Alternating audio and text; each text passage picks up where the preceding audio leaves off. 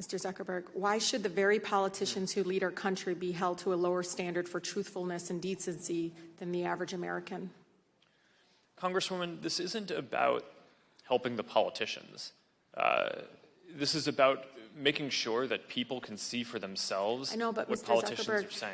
It is hate speech. It is hate. And it's leading to violence and death threats in my office. It's untruthful. And I understand that folks are working on it, right, on your team.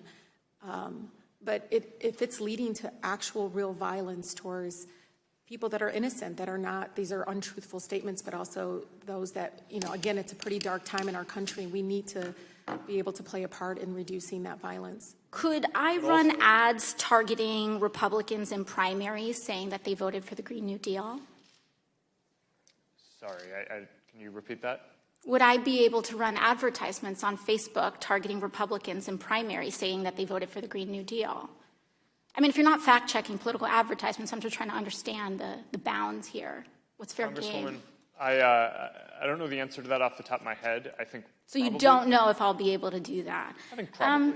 If that's true, that you care about privacy and you're hewing to these principles, why are you arguing, Facebook, in federal court that consumers can't hold you liable for any of these promises because, quote, as plaintiffs admit, they and every Facebook user are bound by Facebook's terms of service, which release Facebook from liability for users' contract and common law claims?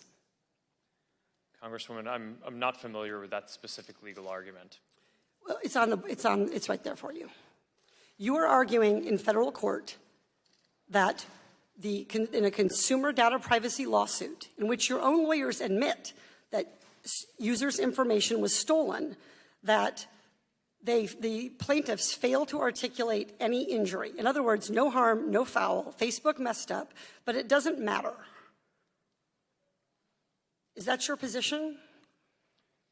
Congresswoman, I'm not familiar with all the context here, so and I'm not a lawyer, so it's a little bit hard for me to weigh in on the specifics. Mr. Zuckerberg, as CEO and the tremendously proportional shareholder of Facebook, you are responsible for the legal arguments that your company makes. So yes or no, would you leave behind your children's inheritance in Libra?